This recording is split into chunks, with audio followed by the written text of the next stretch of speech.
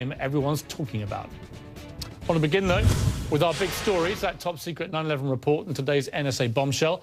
Joining me now to talk about both is Congressman Stephen Lynch of Massachusetts. Thank you, Congressman, for joining me. You're heavily involved in both of these things in different ways. Tell me, first of all, about this NSA ruling today. How significant is it? How likely is it this will go to the very top of the legal system in America?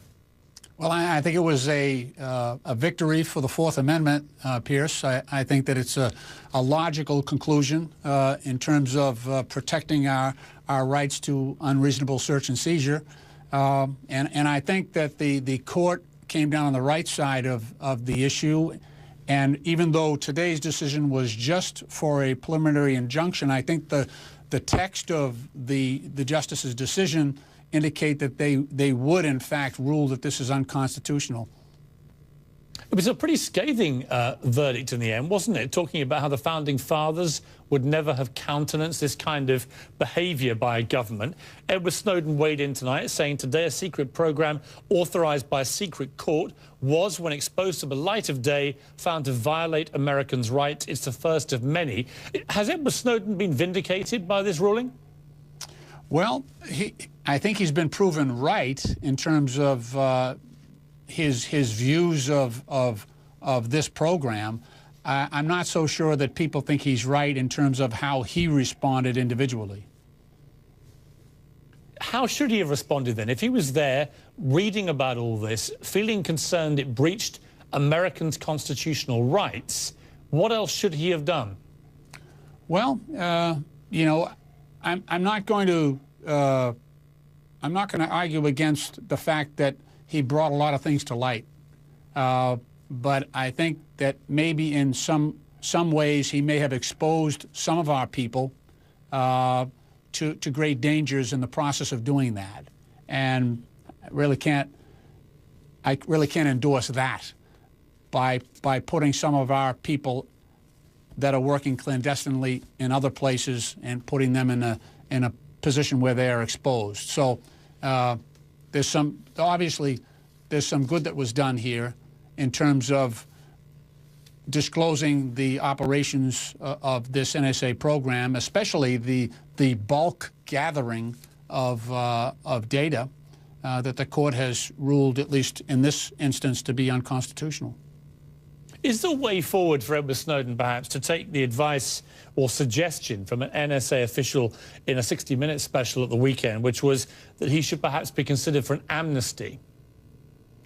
Let's listen to what he said, actually, before you answer that. Let me just play what he said. Sure. My personal view is, yes, it's worth having a conversation about. I would need assurances that the remainder of the data could be secured, and my bar for those assurances would be very high. It would be more than just an assertion on his part. I mean, I suppose if Edward Snowden was to give back the substantial data that he's so far not revealed in return for an amnesty, would that be a sensible conclusion to this, given this court ruling today?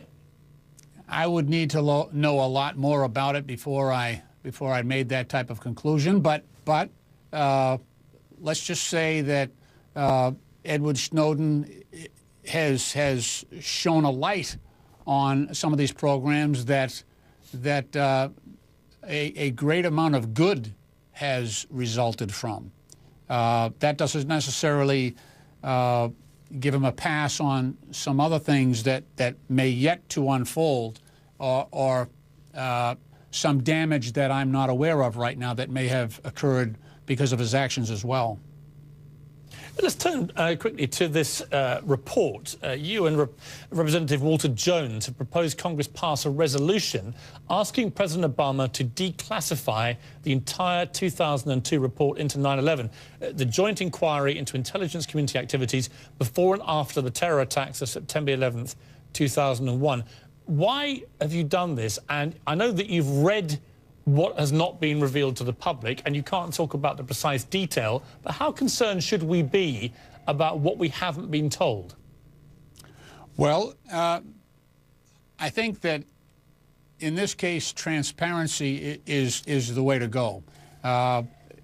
Not just because of the the value in that of having this information out there. Remember, there was a very extensive report, the 9/11 report, hundreds and hundreds of pages, but these 28 pages were actually excised from that report. So these are not, these are not just redactions. The 28 pages that I read and that Walter Jones read are actually been pulled from the report completely.